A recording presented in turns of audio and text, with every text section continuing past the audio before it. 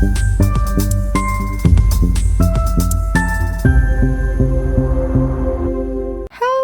everybody, and today we're going to be reading His Infatuation, Slasher's Ex-Listener, Book 3 up in here. So we're currently in chapter 83, but we're going to go back a chapter for the purpose of that recap, which is over here. So basically, long story short, we started caring for the doll, aka the Brahms doll, as per the instructions that the Hellshear family, the parents, gave to us. Which kind of makes like Chucky like, is this bitch crazy? Like concerned, and I would probably go as far to say jealous. He ends up asking us if we wanted to kind of go out with him on the town, on the prowl. And we basically declined until like further notice, aka until the Hellshear family came back. To which we kind of know how that ends, right? Right. So after a bit, you ended up chatting with Rose about like the whole ordeal, the lore, you know, and just get an aspect of like Brahms' family's lore and kind of what happened. And then after that long ass conversation, we end up talking to Billy and Stu, to which they update us of like all the slashers, the rest of the slashers that are not with us and how they are doing. So, before we begin, if there's any warnings that need to be popped up, they shall pop up right about now.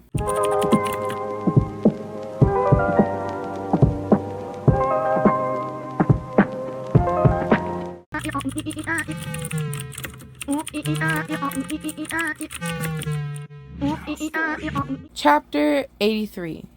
Growing Startled. He didn't? How come? You asked Billy and Stu hesitantly, surprised by what he told you. Don't tell me that Jason grew jealous of Mikael and Chucky for simply following me over here. No. I think he just misses you like the rest of us do. Stu brought up with uneasiness. Billy lapsing into silence while you wondered what to say in response to their words. But he knows where I am, doesn't he? You double-checked with those two real quick. Brahms is still sitting on one of the living room chairs, Chucky shoving himself into one of the opposite ones, and Mikael staying by your side, without a single word. You, Billy, and the others all told Jason where I'd gone, didn't you? We did. Stu quickly reassured you, still speaking for both himself and Billy. I promise we did. We might not have wanted to, but when he lost it like a child, we told him the truth and how long you'd be over there. He didn't seem all that happy, I'll be honest. So, when you end up visiting Camp Crystal Lake, I'd personally be on guard. I know, just in case. You interrupted dryly, knowing exactly how most of the slashers back home would react to upcoming conflicts or issues. I'll be fine. I'll be sure to. Thanks for keeping Jason updated. I know you probably didn't want to, so I'm glad you did anyway. Well, I'm hoping you did and didn't lie to me. Hey, I didn't lie. Billy cut in wildly, behaving almost as if he was offended by your comment and sounding oddly hurt. I may not like Voorhees, but I at least keep my word. Okay, I believe you. You sighed with slight annoyance, shaking your head whilst you thought about wrapping the phone call and starting the food for you four. Sheesh. Anyway, isn't it growing rather late for you guys? Haven't you two eaten dinner yet? Well, not really. But that's not important, silly. Especially since we're talking to you. He playfully laughed, brushing it off and causing you to raise your eyebrows to yourself throughout the meantime. Yeah, sure. Speaking of which, I'd say you should go and make some. I have to go and make some dinner for us over here regardless. You pointed out pleasantly, trying to get them to go and get something to eat at the same time. Sounds like you don't want to talk to us. Stu replied in an emotionless fashion, his psychopathic personality and possessive attitude both kicking in while you internally panicked.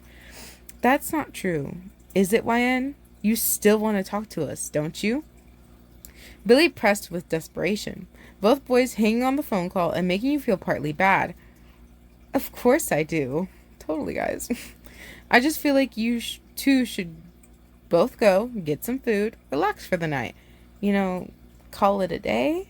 You told them calmly, wanting to cheer them both up and finish the conversation also. I have to eat too. I suppose that makes sense. Stu uncertainly trailed off, releasing a sigh while Billy did the same. Guess we could always text you instead. Exactly! You brightly agreed, siding with Stu and awaiting Billy's answer. I'm always down to text. Well, as soon as I've finished cooking and eating dinner. Once I'm done with that, and with taking care of the kid, I'll definitely message you guys. Okay. Speak to you soon then, YN. Billy unhappily spoke. Stu saying a disappointed farewell shortly afterwards before the two teenage boys hung up from the unexpected phone call. So who the fuck was that? Chucky wondered in his usual blunt manner, sitting in the living room chair next to the doll. Oh, it was just Billy and Stu. They just felt like checking up on me from home. That's all. You answered hurriedly, tucking your phone back into your pocket once you'd read the time again. What a couple of weirdos. He rudely insulted, hopping off the chair and moving closer to your side. I still can't believe you managed to put up with her crap. Okay. Let's just go and enjoy tonight's dinner instead. You know, I wonder if he does know that she was blackmailed into living with them. I wonder if he knows about that. I still remember that. They haven't mentioned that at all in this fucking, barely in this book, but I still fucking remember. I remember that shit. That blackmail is still tucked away. Like, oh yeah, they threatened to kill my mom if I didn't, like, move with them. Yeah. Yeah. Shut your stupid... See, like, does Chucky know about this instance? Because I really don't think he does. I really don't think they do. And we just so happen just to be stupid enough not to say anything. Anyways, let's see where we at. Okay, let's just go and enjoy tonight's dinner instead. Then we can all head to bed, alright? You suggested with haste, picking up Brahms and quickly heading into the kitchen. Chucky and Mikhail following speedily behind. After placing Brahms in one of the dining room chairs instead of the living room ones, creating dinner wasn't all that difficult. Deciding to cook up some fresh chicken korma, I hope I said that right, the moment you'd found the right ingredients to do so. And you're really okay with cooking dinner for us a second time? Chucky demanded to know fiercely, watching you complete cooking and place each bowl carefully in front of everybody. Sure, why wouldn't I be? You blankly thought aloud, curious about why he wanted to know and why he was acting so cautious all of a sudden again. Well, it doesn't seem very, I don't know. It doesn't seem very fun sometimes. Chucky declared in a dark tone, muttering a thank you curtly afterwards and delving into dinner nonetheless. I don't know about that. You lightly laughed, digging into your own food and watching Mikhail echo your movements next to you. I wouldn't call cooking not fun, per se. I just saw the right ingredients for the recipe inside the kitchen cupboards, and that's when I remembered how to create said dish. Really? The red-haired doll questioned you with narrowed eyes, his careful and cautious attitude striking you as unusual and is unusually skeptical. Still, though, really. Besides, korma is pretty okay to cook. Perhaps I could teach you how to make it sometime. That is, if you actually like it. You wondered hesitantly, Chucky glancing away before continuing to eat. Hey, it's not that I mean, at the end of the day, food is just food, isn't it? He bounced back viciously, carrying on eating and acting like his previous confusion hadn't bothered him in the slightest, even though his past words plainly had. True, you're not wrong. Casually smiling, you try to calm the unanticipated dispute down and keep eating, realizing how uncomfortable this must be making the Mikhail and Brahms. Let's just finish the rest of the dinner and get ready for sleep, okay? Fine by me. He huffed after finishing his meal, folding his arms and pretending to not enjoy himself. The sooner you take care of that freakish kid and head upstairs is better in my opinion. Is that so? Well, Norman's not around, so I have to take care of the dishes for now. If you'll excuse me. Before you could finish, Mikhail collected all of the dirty dishes and cutlery within a single heartbeat, indicating that he'd do it instead again. The silent slasher not wanting you to have to take another unnecessary household chore. Oh, thank you, Mikhail. I appreciate that. I guess I'll take care of Brahms while you do that then. You appreciatively stated, picking the doll up and heading towards his bedroom. So while Mikhail was washing all the dishes and handling the other household chores for the night, you changed Brahms into his pajamas and tucked him into bed, kissing him sweetly on the side of the cheek as you began saying goodnight.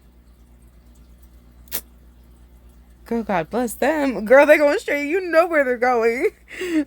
No amount of God bless is going to get them up there. Yeah, oh my God, got me fucking coughing and shit. Okay. God bless Mikhail. God bless Chucky. God bless me. And God bless Brahmsy. You lovingly sung, wanting to be as supportive and sympathetic towards this 8-year-old as possible. You are such a good boy today. So sweet dreams.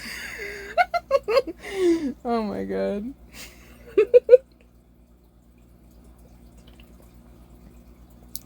Mrs. Goody Two Shoes for him. Oh my God. When she said that, you switched off the light and exited the bedroom entirely, entering your own room so you could meet up with not only Chucky but Mikhail too. Oh, Mikhail, that was fast. You chuckled a little bit, placing a hand over your heart while you breathed out. I didn't think I've ever seen someone complete dirty dishes that quickly before. Jeez, you startled me. Mikhail merely stared towards you, not understanding what he did or what the problem was. So in the end, you just shook your head and smiled, finding his response to be rather amusing. Well, I'm gonna go change into my pajamas and brush my teeth. Get ready for the night, so... Then you grabbed your nightwear and moved into the bathroom, ordering those two not to peek even though you knew Mikhail wouldn't. Although you didn't know much about Chucky, you gave him the benefit of the doubt and mildly shut the door. Locking it too. Switching clothes and brushing your teeth as you speedily could, knowing that Mikhail despised not being by your side. Seriously, at times he behaved almost like your personal bodyguard. You couldn't even tell if it was unbelievably cute or partially exasperating. Perhaps both? Oh well, it's not like you could do anything about it anyway. It just means that he cared for you and is obsessed with you and is not normal. Insanely. Picking up on when you finished brushing your teeth, turning the tap off, and placing the toothbrush back down, Mikhail was already behind you, only entering once he knew you were done and standing a few inches away. So technically, he wasn't behaving like a peeping Tom. Real close. What are you doing in here? I told you both to wait in the bedroom. Surely I wasn't that slow. I tried hurrying up and all, but without letting you finish your sentence. It was like Mikhail knew what you were going to say, already handing you his notepad so he could rest his arms tightly around your body and pull you roughly into his chest. I missed you. Being apart from you pains me. And you look so cute in those pajamas. You're adorable. I love you. He'd written in an obsessive scrawl, his words making your heart skip a beat after you'd carefully placed his notepad on top of the bathroom cabinet, so it would stay safe and wouldn't become damaged. Look, I love you too, you shyly announced, embarrassed to bring up the flustering subject while you held his shoulders and glanced up at his pale-faced mask. You know that. I'm not sure why you have to bring this up in the bathroom, though. Especially since Chucky's in the other room and Brahms is sleeping. It makes me feel sort of like self-conscious. Without grabbing his notepad, Mikhail used one hand to pull up his mask a tiny bit, a sadistic smirk spreading across his face the second you'd said that. Your sarcasm starting to show as well. Uh-huh. Why am I not surprised? You muttered under your breath, your cheeks glowing pink as the silent male adoringly pressed his lips against yours. Lips. My lips are fucking... Press his lips against yours, continuing to hold his other arm possessively around your waist so he could keep you close at the exact same time. We're gonna get freaky! Chapter 84. Bedtime Battling. Even though you felt shy, you bashfully kissed him back, lightly grasping his shoulders while you looked lovingly into Mikhail's beautiful dark brown eyes. You know, you're seriously gonna get yourself killed by the others one day. You murmured against his lips after a couple of lustful minutes. The quiet slasher kissing you whilst you spoke and ignoring your warning about the rest of the killers. I mean, really, if Freddy were to come into my dreams and see this memory, he would hold it against me, against you, for the rest of my life. Mikhail merely shrugged, his uncaring attitude towards the others shining through his actions as he held one arm around your waist and used the other to keep his mask up, just so he could kiss you for longer. It's not that you weren't worried about his well-being and safety around the other killers. It was due to the fact that you already knew how they'd react if they were to find out. Freddy would probably start a fight straight off the bat. Hannibal would most likely call his manners crude and uncivil. Norma would burst into tears. Penny would attack everyone for no reason just to relieve anger and find out who was responsible for said crime. Jason would grow even more agitated than usual. Billy and Stu would take on Mikhail by themselves, and Chucky... Let's just say he'd presumably feel somewhat betrayed. Yo, YN, you alright in there? Chucky asked curiously, after knocking out of boredom and wondering what was taking so long. You're taking forever. Me and Myers bothering you or something? No, I'm done, really. You exclaimed with alarm, breaking apart from Mikhail and handing him back his notepad before flinging the bathroom door open. You okay? The red-headed doll questioned in a confused tone, following you into your bedroom after tagging next to your side.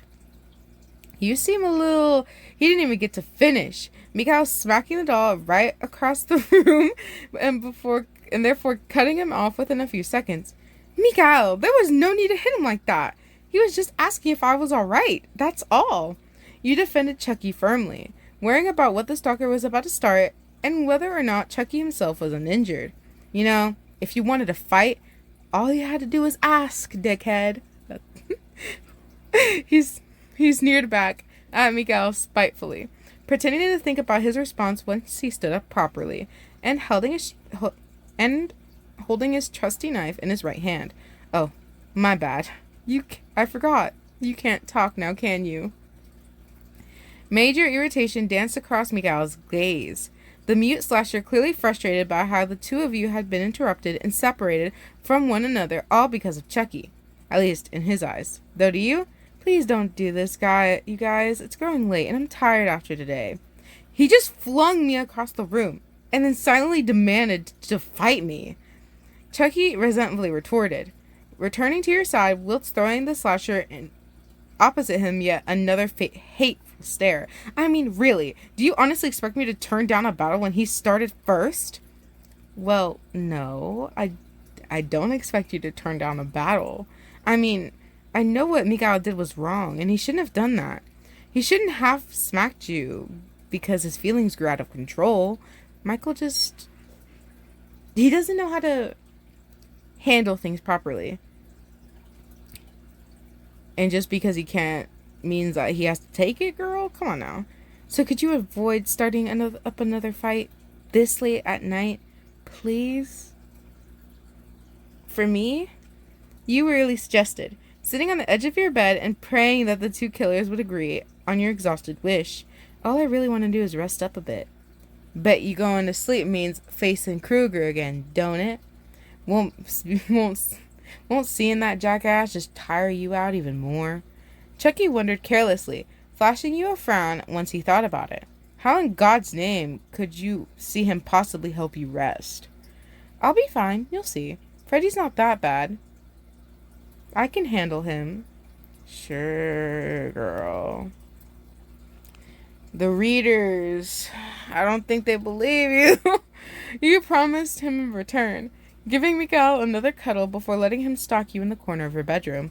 Hey, The doll spoke uneasily, catching your attention and forcing you to look up in his direction a minute or two later. Oh, what's up? Something you need? You confusedly quizzed, slipping into bed and stifling a yawn after you'd spoken. Well, it's just I was wondering, I mean, I know you just sleep around, with Norman and Kruger and stuff. So I was just asking if, you wanted to spend tonight together to...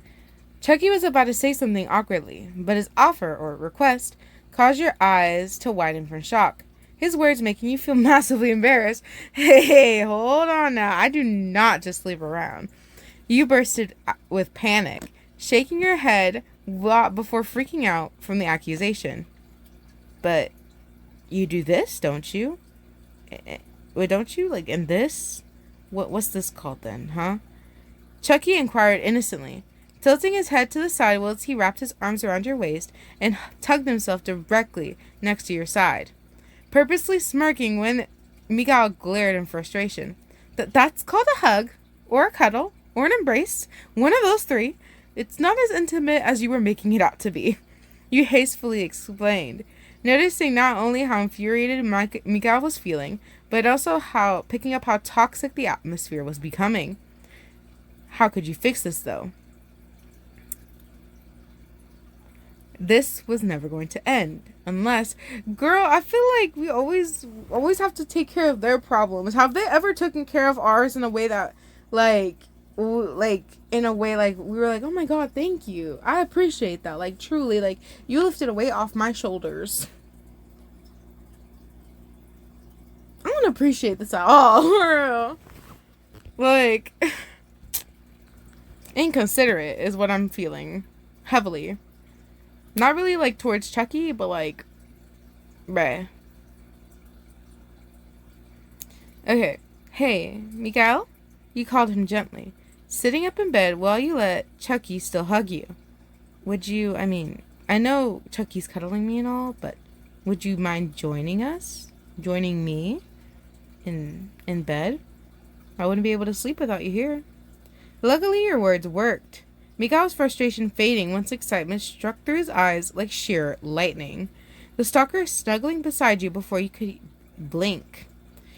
He even curled his arms around your entire body and dragged you into his chest, clearly deciding to carry on the close embrace that he started in the bathroom. Though for some reason, his behavior seemed to almost bother Chucky. The doll losing some of his arrogance after watching Miguel pull you into his arms with ease. To be perfectly honest, it looked like nothing but downright jealousy. But would Chucky even feel that way? But why would even Chucky feel that way? He told you from the start that he was just using the house to hide from authorities. Yet he's here in the bomb's house. Girl, shut up. And that he only hopped into the taxi because he had nothing better to do. So why would he become so pissed off by Miguel? Didn't make much sense to you, unless he really did care. He didn't seem like the sentimentals type. But then again, he wasn't really all that good at hiding how he truly felt. He's just a fake tsundere, guys. Hello? Have we not heard of a tsundere before? And this is just all the memories in the past of, their past conversations. Huh. After thinking back to when you first met Chucky, you slowly began to reflect on something. Something that might end up being important. And that something was Chucky's feelings. So, once you let Miguel snuggle into you from behind, you returned Chucky's hug from the right and surprised him, bringing him into your embrace as well. Chapter 85. Childish, Tantrum. There. That should settle things. Not only between Miguel, but Chucky too. You were cuddled by both of them. So at the end of the night, everything had worked out perfectly fine. Or so it appeared. Because once you drifted off to sleep and faced Freddy once again, ridiculously loud music blasted through the mansion's halls, waking you and Chucky up in the process. Miguel never slept, so he probably didn't get jump scared, but the scary noise definitely caused your eyes to sleepily flutter open and become unsettled by the wild sound. However, that music. It sounded like the classical music you played for Brahms during his list of rules and sessions. Oh no, had this random burst of music woke him up too? You should go check on the younger boy, just to make sure he was alright. Without switching off out of your nightwear, you stumbled out of bed and swung your door open. the two slashers sticking possessively by your side. But when you hesitantly entered Brahms' rooms, your entire body froze, realizing that the doll was no longer tucked under the covers. Okay, where the fuck has that little shit gone? Chucky snapped defensively, his eyes flickering around the room as he gripped his knife uneasily. I don't know, but we need to find him fast, you exclaimed in alarm, worried for not only Brahms' safety, but also what the Hillshears would think if they returned from their vacation and saw that you'd lost their precious son. He could be in danger. Are you serious? He's acting like the fucking danger. The red-haired doll retorted with resentment, grasping your wrist and keeping you close, while Miguel searched every hidden space in the son's quarters, but still, he wasn't there. Thinking fast, you pulled your wrist away from Chucky and hurried back into the hallway, following the unbelievably loud music after you realized it was coming from the living room. Come on, he might be down here. Before you could finish your sentence, your voice died out, shocked by what you now saw in front of you. Because it wasn't just the missing Brahms, it was the doll, sitting creepily in one of the living room chairs. The music continuing to play around through the record player, whilst only one of the table lamps were turned on. Stunned, you couldn't move, standing in the middle of the doorway with wide eyes as Miguel and Chucky appeared behind you. Thankfully, they caught on fast. The silent slasher turning the record player immediately off before appearing in front of you and holding your shoulders to check that you were feeling all right. Calming you down slightly, you snapped out of your surprised state and took several deep breaths, your confusion dying down after you started to piece together what happened. But whatever was going on, Brahms could be scolded later. Right now, the most important thing was to get the doll back to bed before any other sinister pranks could be pulled on you three tonight. So with that being silently said, you cautiously approached the doll, bending down a little so you could talk to Brahms firmly and point out the obvious. I'm gonna kill this doll, bro. What the hell is going on in here? Chucky muttered under his breath, following from behind and making sure the other doll didn't try any type of funny business. You're gonna hurt your ears, you silly boy. You reprimanded Brahms sternly, releasing a sigh before picking up the doll once more. What do you have to be so loud? What do you have that so loud for? Not expecting, nor receiving, any sort of response, you carried the doll back upstairs and laid him underneath the covers a second time, attempting to sound like a responsible nanny and get things under control. I'm very disappointed in you, Brahms. You broke the rules. We'll discuss this more in the morning. For now, let's just get you some rest. Once you flicked the lights off and shut the door again, you walked back downstairs into the kitchen, Chucky sitting on one of the countertops as Miguel stood mere inches away from you. Listen, YN. The sharp-tongued redhead called your name awkwardly, clearly trying to say something while you made some coffee to chill you threw it out. Oh. What's on your mind? You wearily asked, you handing him a cup of coffee shortly afterwards before you handed Miguel a cup also. I think it's probably best that you give up on this whole babysitting job and call it off or something, you know? Chucky spoke in a stressful tone, taking a swig of his coffee after sharing his thoughts and glancing at Miguel at the same time. What? Why? You questioned with exhaustion, making a cup of coffee for yourself before turning around and facing them both. Do you think I'm doing a bad job or something? It's not that. You're doing a wonderful job. This sorry excuse of a doll has just a terrible way with words, that's all. What he meant to say is that this place is growing more and more dangerous. And given everything that's happened, it's probably wiser if you stayed in town tonight instead of here, okay? Because what just happened isn't normal. That music, that wasn't just a fluke. Something strange is going on here, YN. I don't like this. I don't like you being here. Placing his cup of coffee down on the kitchen counter, Mikael scribbled his response on his notepad sharply, handing it over to you moments later and causing you to shake your head from stubbornness. Children have tantrums, you argued fiercely, I guess, returning his reply after taking another sip of your hot drink. It was just a tantrum. Oh, bitch. Oh, come on, bitch. Step back and get some perspective here. Chucky irritably responded, hopping off the counter so he could stand up and cross his arms. No, I don't need perspective. I know exactly what's happening here, and I'm not going anywhere. You decided with an obstinate glare, finishing your coffee before heading back to Brahm's room in order to check that he was still there. After opening his door a tiny bit, he was. Relief filling your veins when you saw the doll right where you left him. Thank goodness. You can't be okay with this crap.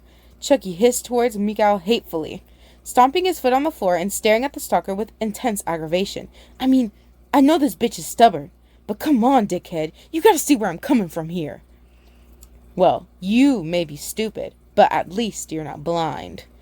Mikael wrote towards Chucky sarcastically, purposely trying to set him off and annoy him further. Oh, you really don't want to pick a fight with me right now, fuckface, because I'm really not in the mood.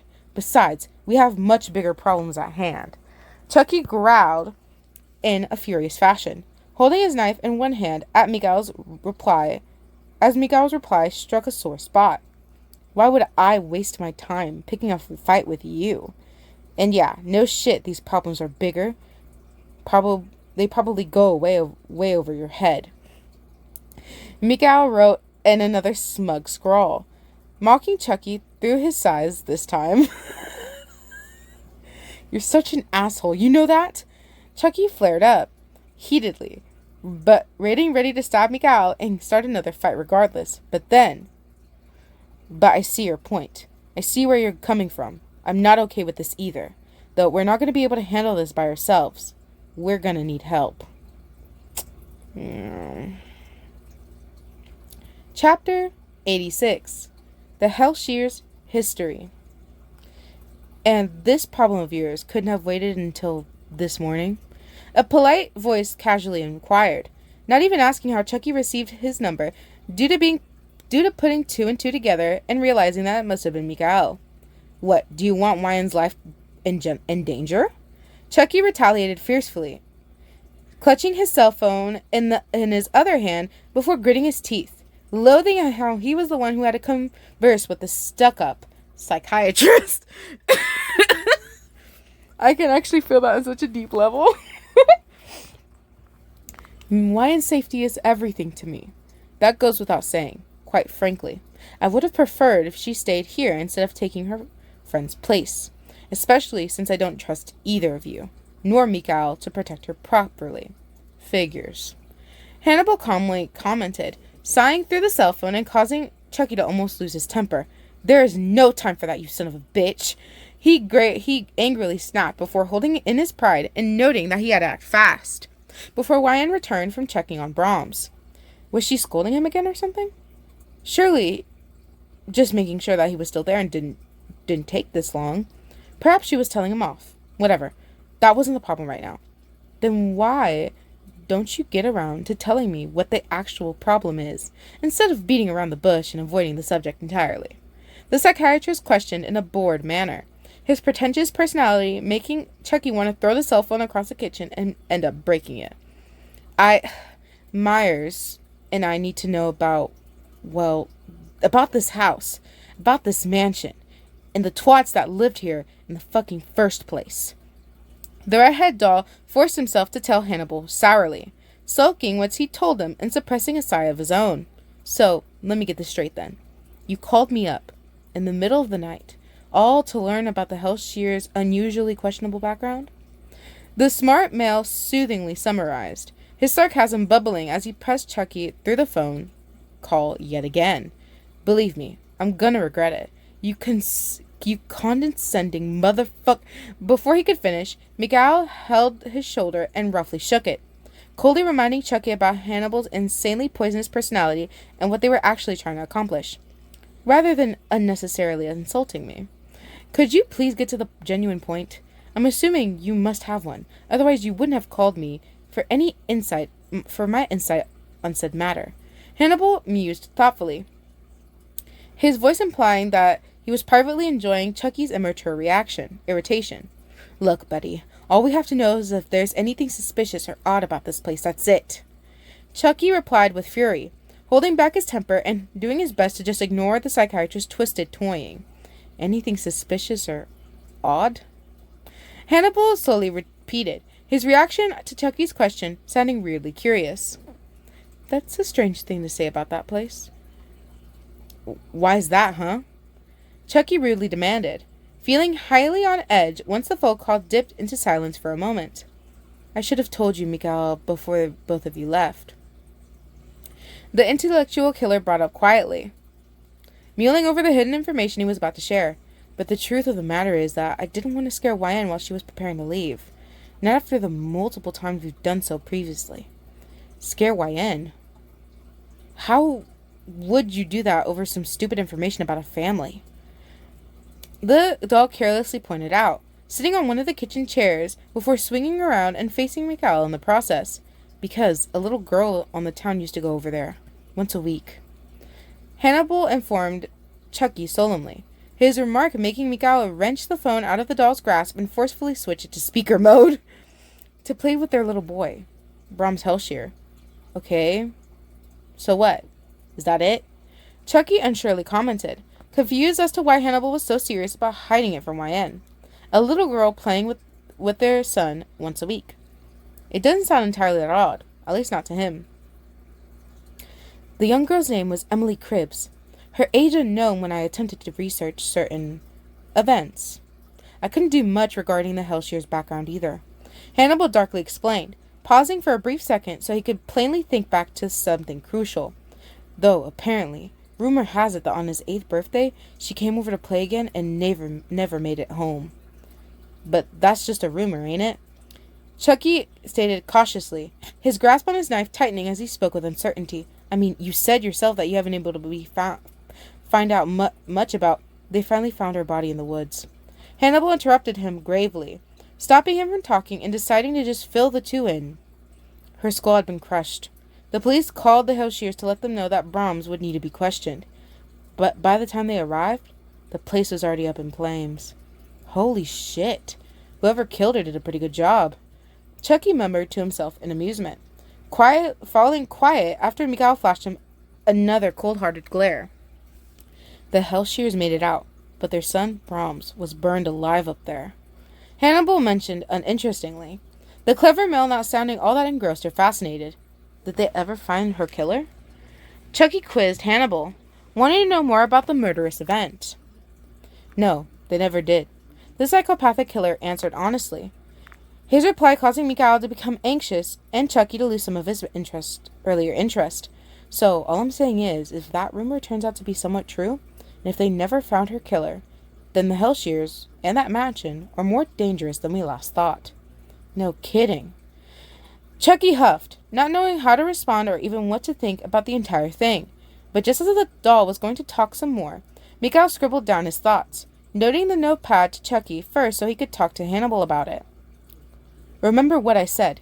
We're not going to be able to handle this ourselves. This doll might have YN fooled, but if it is supernatural, we're going to have to get the others involved, whether you like it or not. Okay, I get it. Chucky grumbled bitterly, his moody snap catching the other killer's attention and causing some more confusion. Excuse me? Hannibal dubiously remarked, not understanding where the doll's sudden outburst came from. It was just Myers. He wanted me to tell you something. Something important about this stupid doll. Chucky spoke with embarrassment, continuing to dislike the conversation and wanting to go find YN instead. About a doll. The psychiatrist thought aloud in bewildered fashion, his interest on their issue arising whilst his maliciousness faded. I knew the Hellshears had created a life-size doll to replace and contemplate for the death of their son, but there's something else you need to discuss about the subject.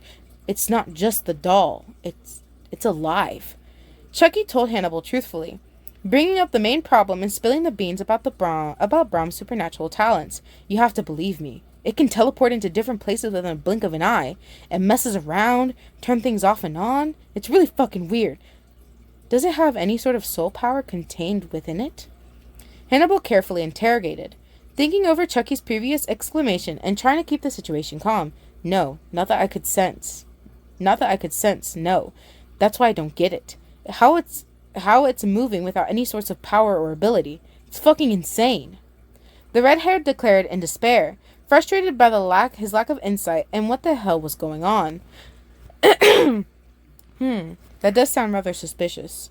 A doll shifting spaces without any soul power?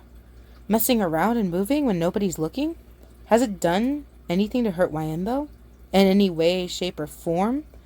The cautious slasher questioned possessively, shifting his focus away from the conflict and making sure she was alright instead. Yeah, she's fine. In fact, she's treating the doll like it's the real Brahms. She believes it's their actual son trapped inside the doll or something. This whole thing is weird. Chucky childishly complained, shuddering next to Mikhail and waiting for Hannibal's upcoming response. Of course she would. Why does her reaction not surprise me? He replied with warmth, finding her behavior to not only be amusing but adorable too. Her reaction causing him to suppress the urge to become sarcastic. She's far too gentle and precious for such potential danger. There's no way something so as soft-hearted and kind as her would be able to handle something as unstable and unaccountable as that. So, what do you expect us to do? It's not like we can just snatch it all away from her and destroy it. Chucky announced unkindly, his statement causing Hannibal to sigh and regain his sarcasm. Obviously, because if you did that, you risk the harm of hurting Wyn's sweet feelings. And I hardly think that you or Mikhail want that at this point. Or in this time. He arrogantly stated. Chucky smacking his clenched fist on the table and twitching in anger. Then what do we do? Chucky snapped like earlier, rage flowing through from his tone just as a fountain easily would. I presume you and Mikhail called for backup, alongside a late history lesson. So we'll make our way over. Well, myself, Pennywise, and Kruger too. After all, I doubt Norman would be much help at this moment, and Jason can't leave Crystal Lake unless under specific circumstances, and Billy and Stu don't seem to know a lot about the supernatural. Just keep an eye on YN, that doll, and we'll most likely be over there by tomorrow morning. Chapter 87. Tuesday Alarm. Sorry to keep you guys waiting. You spoke to Miguel and Chucky with an apologetic smile, realizing that it had grown even later during the night. I was checking to see if Brahms was still asleep, and then I was telling him off for messing around so late in the first place. Bitch, listen. I really don't think you should be messing around with that creepy thing. Chucky declared uncomfortably, watching you place an empty cup of coffee in the sink and not having a clue on how to show any sort of tact or sensitivity towards the bizarre problem. I mean, if this thing is some kind of spirit or ghost, or I don't even fucking know, I'm not sure if it's the good kind, okay? Brahms is an 8-year-old boy. As long as I follow the rules, I know he won't hurt me. You confidently retaliated. Feeling protective and motherly, Wiltshire swirled around to face them both. We don't even know what the fuck that thing is. It might not even be the real Brahms inside that doll. The redheaded doll retorted in frustration, stamping his foot and acting like just a little kid himself. Okay, and well, if it is? She shot back sternly, folding her arms and arguing with Chucky. What if Brahms is trapped inside that doll? Trapped inside this house? With nowhere to go, huh? You think leaving his spirit, his ghost, to suffer all alone is a better option? Well, I know it's not safe in this house, okay? Chucky roaredly snapped, his angry persona fading for a few minutes so he could show his true colors and real concern. I'm not leaving. You argued with a stubborn tone. Your arms still crossed, while you turned to leave the kitchen. You two can go back home if you want, but I refuse to leave a little kid alone, all by himself. You are so stubborn, you know that? He icily insulted, snatching one of your wrists with his left hand and forcing you to stop folding your arms together. All over this trapped spirit of a little boy. Yes. Now, if you'll excuse me, I'm going straight to sleep after all this, you calmly announced, holding Miguel's hand in yours and letting Chucky carry on gripping your wrist. You guys coming? Or... it is becoming late. Fine, whatever.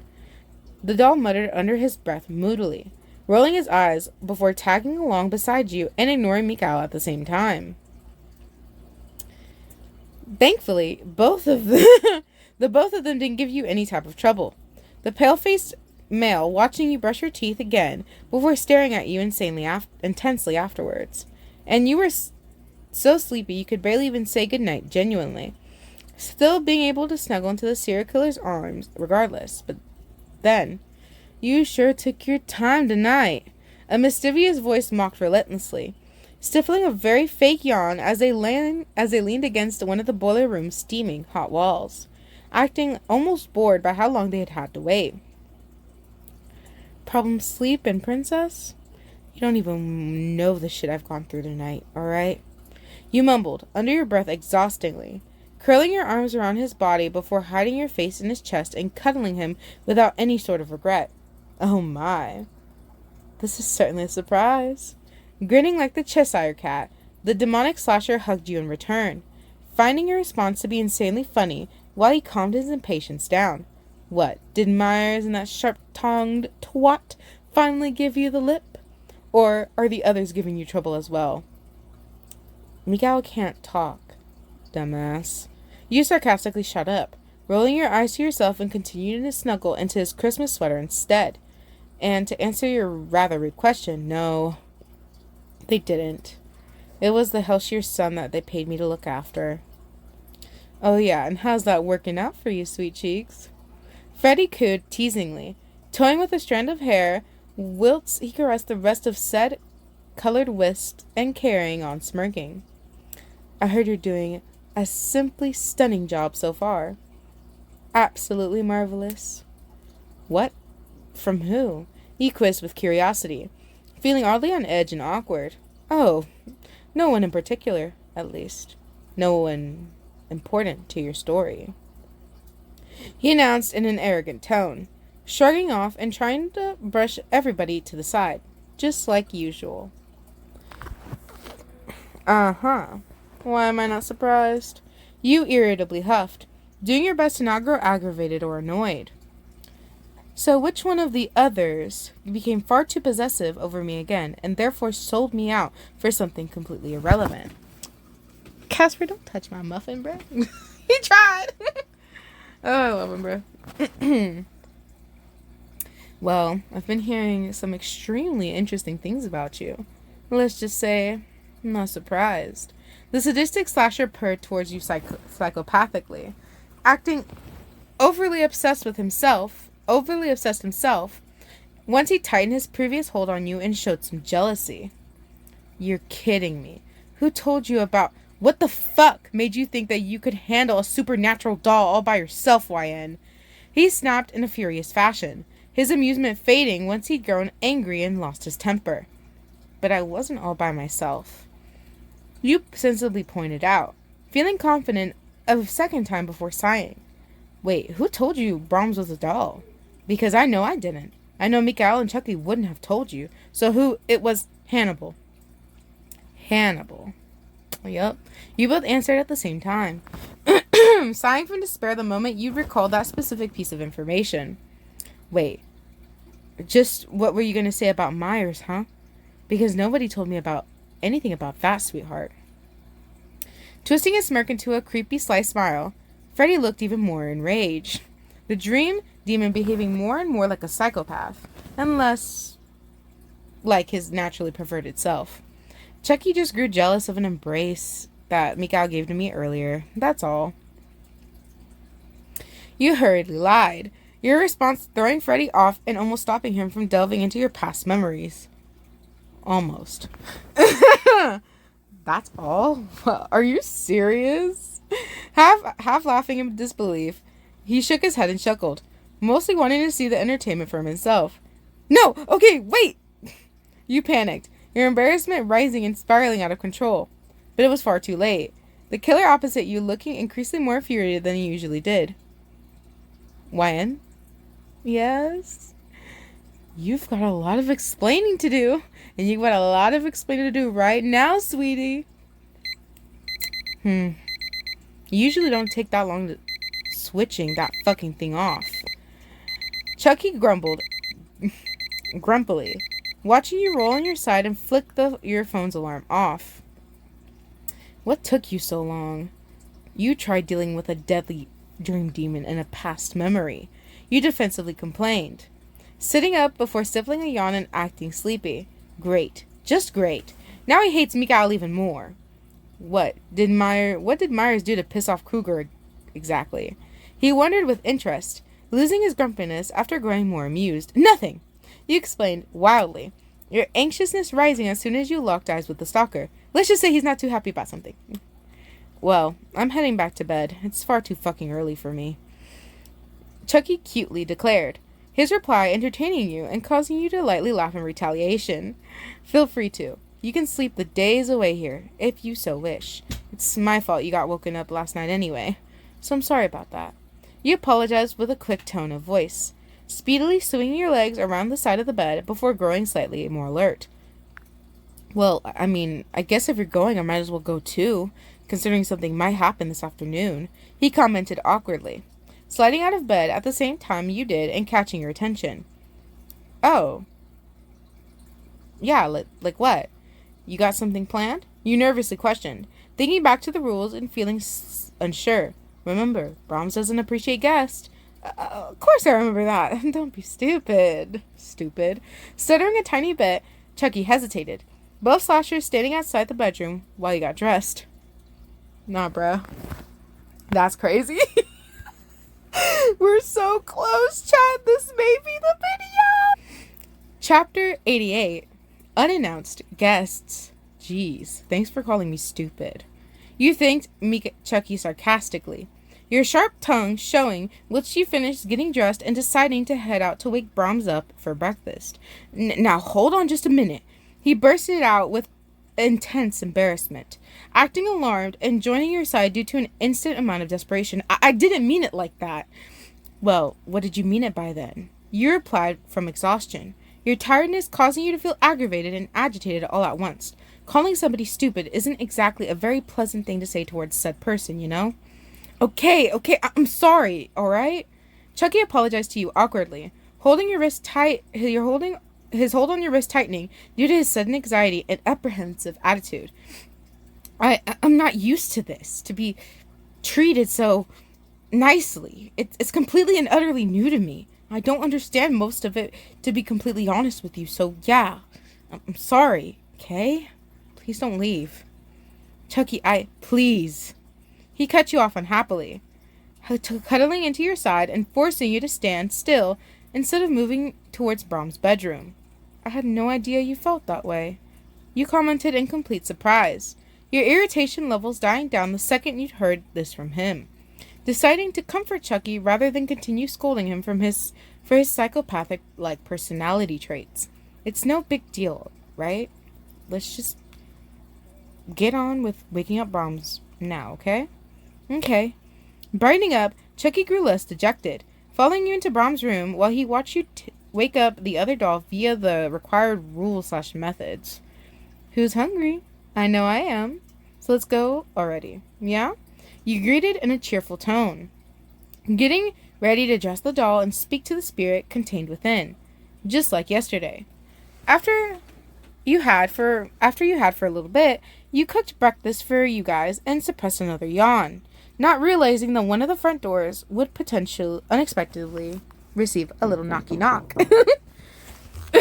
Anyways, one moment please, you called from astonishment, hurrying towards said door before wrenching that one immediately open. I'm so sorry. We weren't expecting any visitors or guests, so I certainly wasn't expecting. Always a pleasure seeing you, IN. A familiar voice talked to you charmingly, Hannibal sending you straight into shock as Penny and Freddy both materialized into the mansion's parlor at the very same time. I take it you've been well during the time you've been standing in for your friend? I've been better, you dramatically muttered, wondering what to say as soon as Penny and your favorite dreamin' decided to teleport behind you. So, how have you guys been? I've had a simply terrible time away from you, sugar," Penny complained reluctantly, tugging you into his arms before tightly hugging you into his chest from behind. "But it's such a relief to see you. I'd missed you so, so much. I thought something awful had happened in between our time together."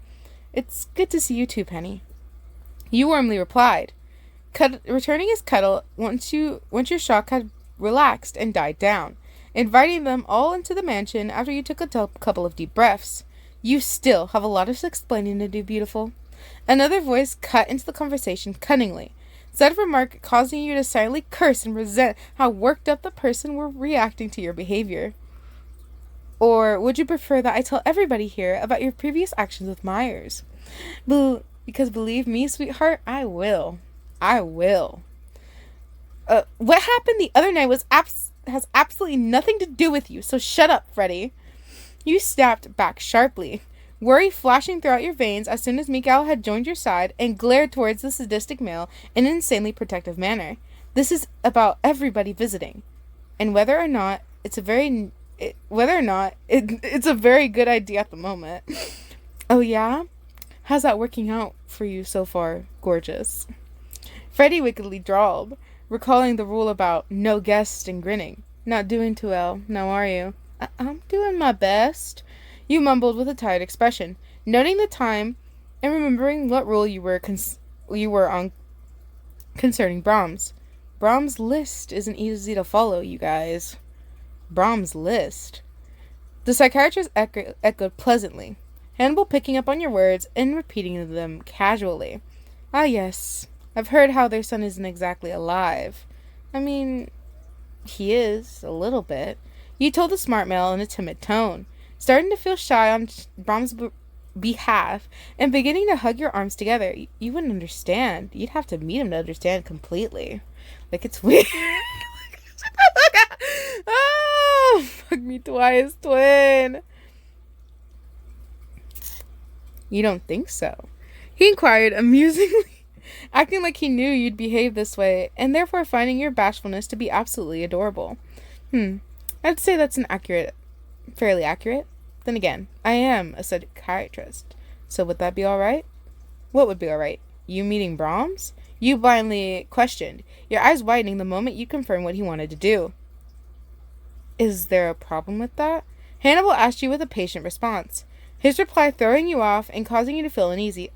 No, it's just that he's an 8-year-old boy, Hannibal," you mentioned nervously, concerned for the Hellshear son in general and his overall mental state. "Well, he's shy. He doesn't usually allow guests in the house, so..."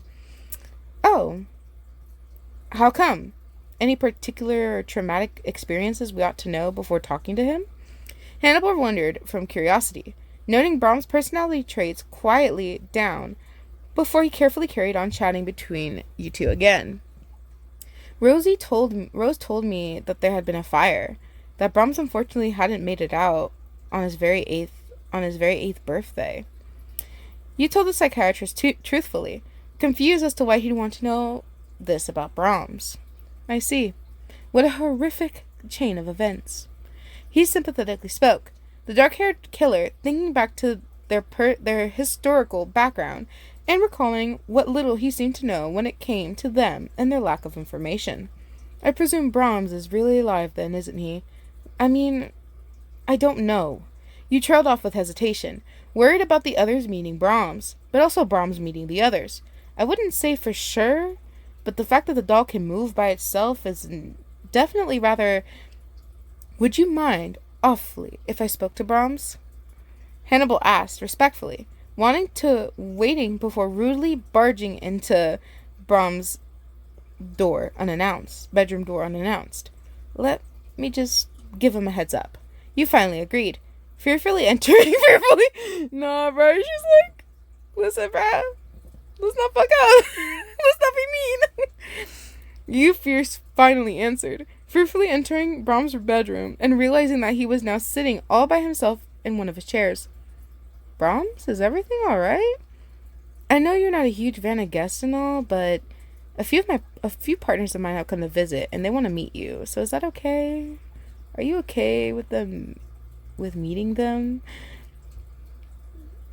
You're having a fucking laugh. Chucky chuckled in a cruel fashion, leaning against the wall while he took in the Hellshear's son for a second time in a row. I'm not even finding this funny. Pennywise sighed with disappointment, teleporting in from downstairs before shaking his head despairingly. Just be gentle with him, Kay. She's shy.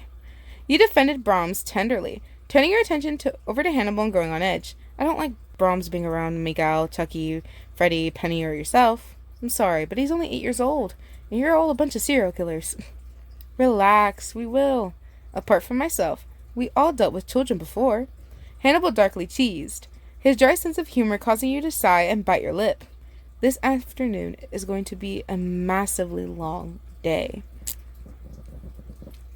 Yay, so excited! Chapter 89, Sharing and Showing. Technically, you haven't, and I don't trust any of you to be around Brahms. You dryly declared, your sarcasm spiking up again whilst you shared it with Hannibal more than the rest of your partners. I'm sorry, but I really, really don't. That's completely understandable. I can see why you wouldn't want all of us surrounding such a delicately crafted doll. Hannibal noted with a pleasant smile, the dark-haired male replying calmly and nodding in agreement. Well, not only that, but one of the rules are no guests, so I just discarded that and totally ruined what the hell she would have asked of me. You sighed dejectedly, pressing one of your hands against your forehead and feeling disappointed. I don't think that you've disregarded what they asked of you in the slightest. He spoke in a soothing tone, placing one of his hands comfortably on top of your shoulder before giving it a lightly tender squeeze. After all, you didn't even know we were coming now, did you? No, I didn't. Otherwise, I would have prepared myself more, or told you guys about the no-guest rules fairly sooner. You decided with a depressive attitude, moving closer towards Bombs and picking the doll up as motherly as you could. See? Exactly. You're taking care of their child, just like they'd formally requested. Hannibal pointed out respectfully, his smile still showing while he carried on trying to comfort you. Speaking of which, what? You defensively asked, hugging Brahms closer to your side whilst also eyeing all of them with nothing but suspicion. I was wondering, he continued, pausing for a brief moment before thinking over his words and moving towards where you were standing. What were you wondering? You were perioded with confusion, noting how curious Hannibal had currently become. Oh, nothing. I was just wondering if I, and the others, were allowed to glance at Brahms' list ourselves. You know, just to see if there's anything else we should know and all that. Hannibal innocently answered, the polite man talking to you in his usual civil manner and courteous fashion. Well, I guess that's all right. I was just going to go make dinner for you guys this evening, so I'm sorry I can't exactly go over it with you guys. Suddenly feeling awkward, you quickly felt bad, realizing how Hannibal usually chose to create his own meals and would prefer to use in general. Oh, my bad. I didn't know you don't exactly go along with what I cook. Just tell me what you like and I'll try to... Please don't concern yourself over us, Miyamata. We're the ones who dropped in out of the blue, remember? Hannibal calmed you down softly, holding your free hand in his own after he'd spoken for himself and the others. Besides, my future things are already safely tucked inside my car. All I need to do is reheat my meal when the time comes. Obviously, it's not the time. Well, mannered way to eat, but it'll do for now. Meanwhile, Pennywise and Krueger don't even need any actual necessities. I suppose that's true. Stumbling over your words, you breathed out in relief, squeezing Hannibal's hand before breaking away and finding those coldly written commands. Here, this is Brahms' list of rules. There's only 10, but they're incredibly important. I see. Then you have my word, mio Florino. I will respect your demands and follow the rules just like you do. He promised considerably, giving you his word and acting just as loyally as he usually did. Thank you. That means a lot. Want me to show you where the kitchen is? Just so you can reheat your meal whenever you grow hungry, I mean. I still have to cook dinner for Brahms, Mikhail, Chucky, and myself anyway. You unconfidently brought up, feeling bashful when you offered to give Hannibal and the others a tour of the mansion's bottom floor. I'd be honored to. The psychiatrist charmingly agreed, throwing you a very sweet smile while his eyes skimmed down the list within mere seconds. Ha! I already know my way around this place. Chucky taunted proudly, cutting in the conversation with ease and trying to one-up the others almost instantly. Oh, please. No, you don't. Freddy spitefully sneered, his smugness rising as he started to press the other killer's buttons straight from the get-go. If you seriously knew your way around this piece of shit, then you wouldn't stick to YN 24/7 now, would you? You constantly stick to YN? Penny mentioned with distaste, gritting his teeth once he picked up on the Dream Demon's comment and began shifting immediately into his darker form. I do not... Oh yeah. Just like a little puppy. The demonic slasher cooed, Pennywise growing insanely more irritated by the passing moment. Freddy, that's a little... Is that why you suggested I go back to Derry? The murderous clown stepped towards you, and the group of slashers sensitively grasping a knife between his right hand, and as you watched him lose control. So, the others got more time with you? Is that it? No, wait! Freddy's just trying to piss you off, just like usual. You nervously consoled Penny. Your nervousness bubbling to the surface the instant you realized the clown, the Dream Demon, and the redhead doll had intentionally struck up a fight between the three of themselves. What? You think she actually enjoys spending time with you? Freddy jeered mockingly, holding his finger knives out and paying little to no attention to anyone else in the room whatsoever. She probably felt relief when you fucked off. Why you returned is beyond me. If anything, it's just annoying that everyone... It's just annoying that... Oh my god, my English. If anything, you just annoy everyone here. I think you're the one annoying everyone here, jerk. Holding his own weapon, Chucky muttered in maliciousness, entering the conversation again and wanting to insult the Dream Demon. Maybe you're just jealous that Wyatt and I actually get along so well. Pennywise bitterly growled back, swinging his knife towards Freddy and trying to land a hit on him, perhaps even more than you do with her. Oh, and how do you know that Wyatt and I don't get along more than you do? Maybe because I'm not an egological sadist. I think you're both egotistical sadists, actually. You heard Chucky retaliate wildly, all of them behaving just like young children, just like the young children will react to one another. Yeah, well, at least I'm proud of it. The sharp-tongued demon shot back, avoiding Penny's attack and managing to slash at both the clan and Chucky within mere minutes. Why don't we head downstairs and begin making dinner? The three of them just might take a while to sort out their insecurities. And I don't know about you, but I'd rather not involve myself in such petty acts of jealousy. Hannibal murmured in amusement, shooting you another one of his sweet smiles while he held the list between one of his hands. Yeah, I'd rather not get Brahms mixed up in their argument, and you guys seem to be staying overnight. You quietly agreed. Carrying the dark-haired doll out of his bedroom, Wiltz the psychiatrist and Mikhail soon both followed you into the hallway. Ignoring the other childish conflict, you stopped yourself from rolling your eyes and gave Hannibal a civil tour of the rest of the floor. Mikhail, already knowing most of the mansion whereabouts due to, 1, being a stalker, and 2, following you around almost everywhere. Although it didn't really aggravate you anymore. Mainly, you'd grown used to the way the pale-faced male acted around you. Once you were done showing Hannibal around, though, Freddy, Penny, and Chucky had all joined your side on the first floor. The slashers having finished their fight from before and not interacting with each other in the slightest. It was almost as if they'd been riled by the other person so much that they were pretending the rest of them didn't even exist. Despite that, none of them had left. Hannibal retrieving his items from his car and using the guest room you unsurely gave him for the night. For some reason, it felt immensely wrong, like Brahms and his parents were constantly watching over your shoulder. But hey, at least you were almost done with your task at babysitting. The Hellshoes would return sooner or later, and everything would go back to normal. Right? Chapter 90. Get out. Thanks again for letting us stay, and hello, meal. Hannibal spoke with gratitude, standing next to you in the kitchen whilst he unwrapped his meal and got ready to reheat said food. I really do appreciate it. Well, you guys didn't even give me much choice you pointed out tiredly, bringing up not only had Hannibal arrived unexpectedly, but Penny and Freddie had also teleported into the mansion parlor without warning also. My apologies, but at the end of the day, we were invited, he smoothly replied, surprise flitting across your face as you paused from making Brahm's evening meal. What, by who? You stopped yourself from asking, thinking back to earlier and falling silent.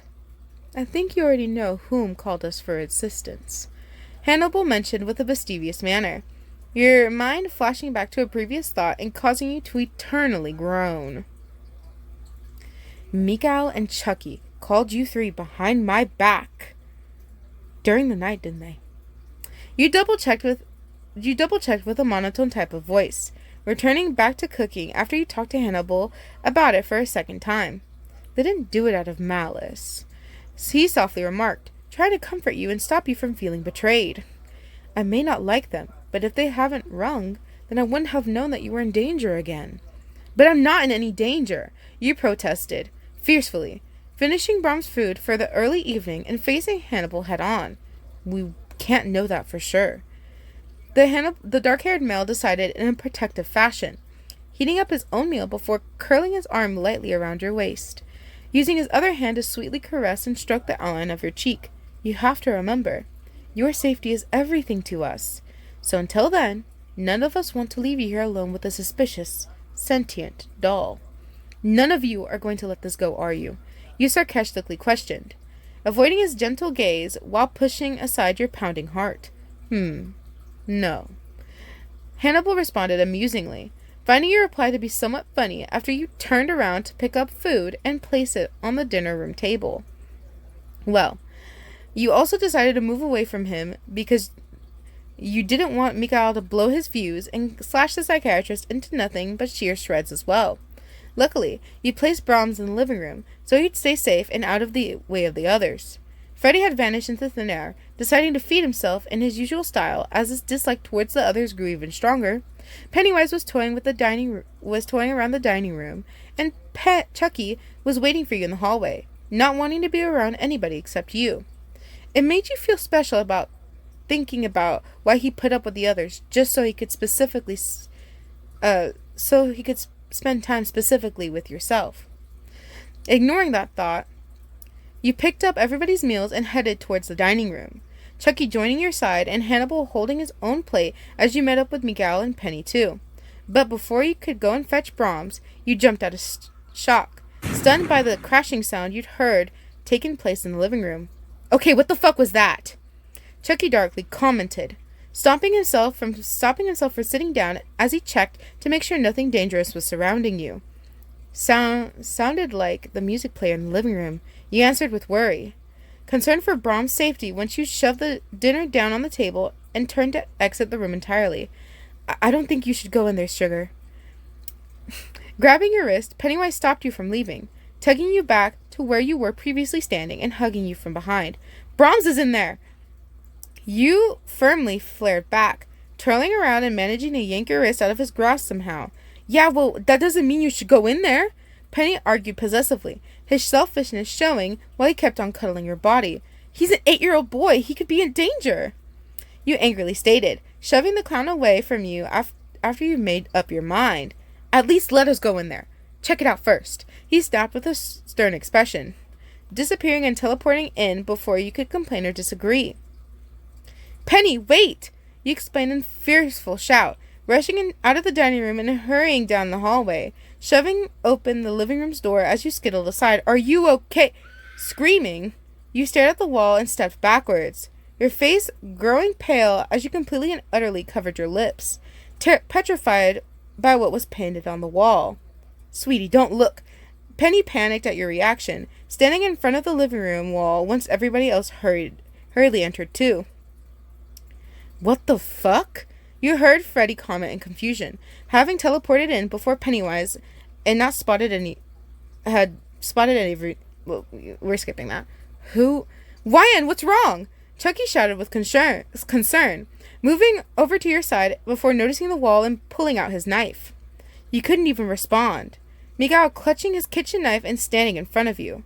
Making sure you weren't in any sort of danger, whilst Hannibal swiftly approached you too. YN?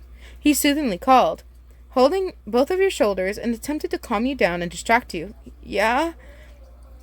You whispered weakly, tears pricking at the edges of your eyes as you felt your legs fall under you. Fortunately, the psychiatrist saw this coming and was able to catch you, bending down in front of you while you tried to direct your attention away from the gruesome image behind you. It's meant for us, not you. Whoever wrote this left it as a warning for the rest of us, but not for you. Otherwise, they would have written it the very moment you had arrived. Hannibal cleverly theorized, his comforting words keeping you sane and stopping you from losing it altogether. You can rest assured of that, I promise. Nobody wants you to leave. If anything, I'd say whoever wrote this wants you to stay. Why me? You stammered in a tiny voice, hiding your face in his chest and pretending you never even saw what was written across the wall. You don't realize the effect you have on people, do you? Do you, dearest?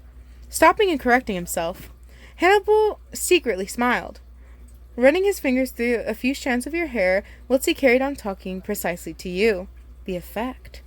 You confusingly echoed, puzzled by his words as Hannibal kept being able to calm you down. What are you talking about? Never mind that.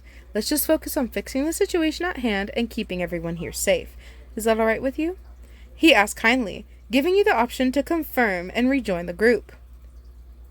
Wait, we still need to make sure that Brahms is okay. You freaked out frantically, climbing to your feet and glancing around with tremendous terror. He's right where you left him, see? Raising his finger, Hannibal pointed towards the living room chair and reassured you again. His remark angering the others this time, not you. No, there's no fucking way. Freddy hissed aloud, losing his temper and holding his fingernails out like earlier. Furiously, I don't believe it. What don't you believe? You timidly wondered, hugging your arms together whilst you tried to ignore the horrifying message. It was almost impossible. Your eyes landed on it several seconds later and forcing you to shudder. Get out. There's no way someone could have written that warning that fucking fast and leave before any of us could enter or teleport in here too. The dream demon snarled with rage, slashing at the wall next to the bloody one and growing gradually more frustrated. I agree. Pennywise bursted out viciously, siding with the other killer before clenching his fist. There's absolutely no way. But Brahms is right here. It couldn't have been him. You defended the doll as best as you could. The rat blood the message was painted in, making you want to vomit and shake your head by this point. But then who else could have? Before Chucky could finish his question, it was almost as if Mikhail mentally snapped inside, the stalker storming towards and snatching the doll by its throat. Once he'd done that, it became pretty obvious that the masked killer intended on doing, based on his pissed-off expression and unstable twitching. He intended on... Mikhail, don't! Guys, it's motherfreaking official. We finished this fucking story! Yay! Oh my gosh. Yes! Oh my goodness. 2026 is indeed the year! We finally finished the story. Oh my god. Oh my dears. Okay, so this is a quick announcement from the author. I'm not gonna read it because my voice is really like, but if y'all want to read it, y'all can go ahead and can and whatnot. So it's kind of crazy up in here, but I cannot believe we freaking finished book 3. It was a definitely long time coming. Oh my gosh. What do y'all think is gonna happen? Y'all think Mikhail's really gonna, the fucking doll? Let me know in the comments down below. There is another book that came out, book 4, and we will be reading that very much promptly. Because y'all know my commitment. I promised you guys I would finish the complete series of this whole book. And, I've been sticking to my word, so... so far. So yes, we officially finished book 3. Proudest achievement. Yeah, like if y'all have stuck with me since the very beginning, y'all know how long this has been waiting to come. And I'm very happy that I'm able to proudly announce that we finally finished the story. Definitely a long time coming. Wow, that was a lot. Like I was like, I'm not gonna make it. We made it, and we made it too. So y'all keep an eye out for when the new when I'm gonna start to read book 4. It's still relatively new, so like if we go onto if we go to the author's like little portal here, we pull her up, book 4. It has about like 11 parts, as you can see. Yes, memes. Yes, memes. So y'all keep an eye out for it. Keep an eye out. But I'm proud of us. Thank you for being patient and coming on this journey with me, reading the story. Also, big shout out to the author.